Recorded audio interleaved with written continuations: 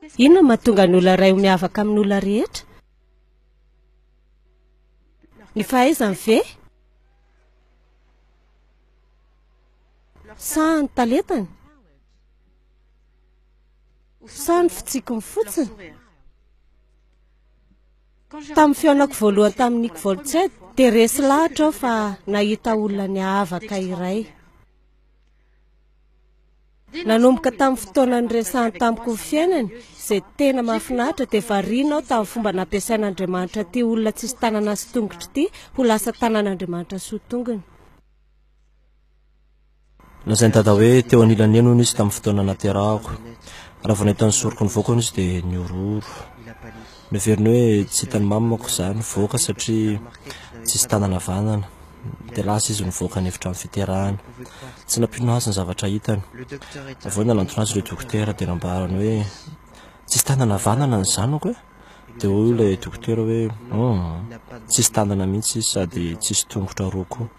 Tsy nino mihitsy ny dadako. Ny tanam-piangonana aza dia toa ny saona mihitsy. Nanao hoe nanahoana Andriamanitra ny mamela olona tahaka izany ho velona. Tamin'ny voalohany aza andreniko tsy nety nitrotro aho, nampinono aho.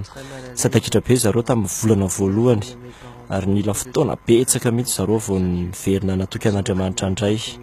Miverina hoe nanao fahadisoan'Andriamanitra sady nanadino azy ireo. Napetraky ny ray aman-dreny teo am-pelatanan'Andriamanitra ny tahotra sy fahadisom-panantenan'izy ireo tamin'ny fitaizany Nick. Nanapa-kevitra zareo atoky an'Andriamanitra ary iny fa Andriamanitra dia manana hevitra sy lalana ho an'ny zanany. Koa dia rehefa nandeha ny taona dia tsy maintsy niatrika sedra maro Nick. Sarotra ho azy ny atoka an'Andriamanitra izay araka ny filazany, tsy nanome azy izay zavatra azony hafa. Nanao fanampy tamin'Andriamanitra hoe Andriamanitra, fantatro fa mpanota ary tsy hanana fiadanana mihitsy raha tsy manasa nohitra ato am-poko aho. Saingy za tsy hampandrosoanao mihitsy raha tsy varianao aloha ny fanontaniako. Nahoana? Fa nahoana nalainao ny tanako sy ny tongotro? Nahoana izany tsy nomenao izay rehetra nanan'ny olona? Dia hoy aho hoe raha tsy varianao aloha ireo fanontaniako ireo dia tsy hanompo anao mihitsy aho. Izany dia nisy fotoana nanapa-kevitra ny hamarina amin'ny tantarako. Raha tsy ampitsarin'Andriamanitra ny fanentanako dia izaho mihitsy nanatanteraka izany. Tamin'ny fahavalo taonako dia nieritreritra eny ambony tena aho. Hoy tamin'ny ray aman-dreniko hoe mba te hakaina kely fotsiny aho, azonareo asina rano ve mibenoara ao amin'ny dosy. Indroa nieritreritra ny latsaka tao anatin'ny io rano io fa tsy tantanteraka mihitsy. Ny antony tokana nanakana dia ny fitiavako ny ray aman-dreniko. Tena tiako zareo ary izay rehetra nataony dia ny fitiavana ahy daholo. Nieritreritra ny ho fetraika ny fahafatesako amin'izareo. Ohatra ny azoko an-tsaina hoe ny fandevenana ny mba entin'izany dia fanamelohan-tena fotsiny ho an'ireo ray aman-dreniko ary tsisy afa-tsy izay. Iny tokoa ny farany saikana amin'ny Nick tena, saingy tsy farany tamin'ny fahasarotana izay natrehany ka nahatonga azy tia marana ny fanaintainany. Indray andro dia nomeny mamany lahatsoratra iray vakiany Nick izay mikasika ny olona izay tena manana kilema ra-batana be mihitsy. Nisy fiantraikany be tao amin'ny Nick namakiny ny tantaran'io lehilahy io. Nanala safidy aho hoe ho tezitra amin'Andriamanitra ve no zavatra izay tsy ananako aho, sa nisy oatra azy no zavatra izay ananako. Ndreniko aloha dia miteny hoe Nick ampiasanao Andriamanitra.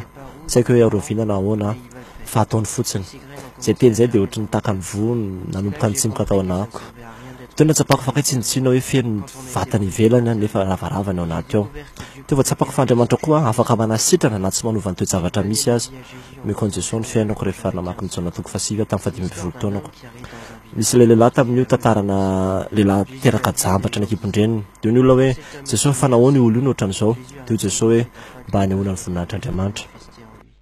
Ny Timoty 2:7-9 dia misy ilay hoe ny soratra rehetra dia nomeny ny tsindrimandrin'Andriamanitra. Ary za tena nino fa Andriamanitra nametraka tato anatiko ny aina sy ny finoana. Izany finoana izany dia tonga tato anatiko, tonga ihany koa ilay fiadanana. Ary teo dia fantatro fanamala ny vavako Andriamanitra. Inona ilay fanontaniana ary inona ilay valiny? Ilay fanontaniana dia hoe nahoana nataonao ohatran'izao. Dia ny valiny dia hoe afaka natoky avy ianao. Izay ilay fanontaniana fitamina. Dia rehefa valiana hoe eny moa izany fanontaniana izany dia izay ny zava-dehibe indrindra. Fa ho anao manokana, inona nanosika anao ilaza hoe Tompo atoky ny teninao satria izany misy fahamarinana. Atoky anao na dia tsy fantatra izay avoky ny ampitso. Satria tsy azoko atao ankoatran'izay.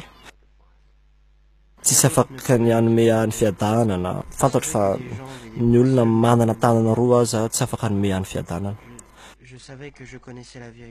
za tena resy lahatra fa fantatro ny marina hoe iza moza nahoana no eto tany ho aizao aizany tsy ho alehako raha tsy nahitsy ny famarina zany mihitsy tany ivelany tao amin'i jesosy kristy tokoa no nanovozan'ny nika hery hanatanterahana izay zavatra rehetra iverin'ny olona fa tsy ho vitany mahazana be ilay mieritreritra hoe matanjaka ianao nefa ny olona miteny foana hoe tsara-dalàna ianao mandehana mandeha tsisy ifandraisanay aminao niky tsisy ilaina anao niky tsy azonao atao ty ry tsy azonao atao nikinika eo amin'ny fiainana raha tsy fantatrao marina dia tsy ho afaka ianao satria everinao fa nylainga ny marina saingy ny tena marina dia hitantsika rehefa mamaky ny soratra masina sika za dia tsy olona tsisy tanana sy tsisy tongotra fa zanak'Andriamanitra voavelony ny eloko arabasadorany mpanjaka ny mpanjaka ilay tompony tompo za dia mpanompon'ilay Andriamanitra avo indrindra za rehetrarehetra zany dia tsisy ifandraisana amin'ilay hoe niky sy ilay hoe izy sy azo ny vatany atao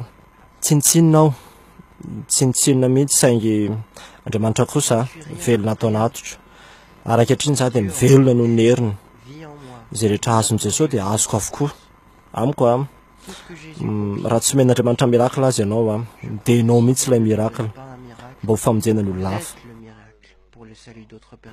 ary isaorako Andriamanitra tsy namaly ny vavako rangataka tamin'ny fahavalo taonako ny anomezany tanana sy tongotra satria noho ny tsy fananako ny tanana sy tongotra io dia ampiasain'Andriamanitra manerana an'izao tontolo izao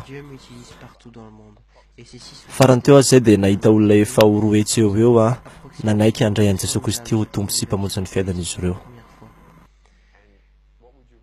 raha nytaniana hoe nika tianao ve ny anana tanana sy tongotra ety an-tany dia hoe aho hoe aloha za sitrapon'Andriamanitra ihany aleo koa za tsisy tanana sy tongotra eto an-tany mba hahazoana fanahan'olona ray ho an'i Jesosy Kristy ary hiaraka amin'izy ireo mandrakizay any an-danitra tao anatin'ny 10 taona dia nizarazary fiainana izany nika nanerana firenena 420 ary natratra olona mahery ny 3 tapitrisa na olona marobe na olona tokana miresaka aminy dia iray foana ihany ny finosiny afatra entiny tianao Andriamanitra hitana ny fahorianao hitana ny fianakavianao angamba mijery ny teorina tsara ity dia ampitahainao ny fanantenanao amin'ny saingy tsy any amin'izany mihitsy ny fanantenana tsy any amin'ny hoe satria indry any mbola misy olona mampalenono ianao tsy any ny fanantenantsika fa ny fanantenantsika dia eo amin'ny anaran'Andriamanitra ihany ao amin'ny anaran'i Jesosy Kristy ny fanantenantsika dia eo amin'ny fampitahana ny fahorianao amin'ilay fahasoavana sy ilay fitiavana lehibe an'Andriamanitra Isaia 7:30 dia misy ilay hoe izay miandry an'i Jehovah dia handroso hery izy elatra no karany tahaka ny any voromahery tsy ilaiko hoe miova ny toe-javatra iainako tsy mila tanana sy tongotra akory ny ilaiko dia ny fanampian'ny fanahy masina mba hiakarako satria fantatro fa Jesosy dia manangana aza miala amin'Andriamanitra fa Andriamanitra izy tsy hiala aminao zany mandrakizay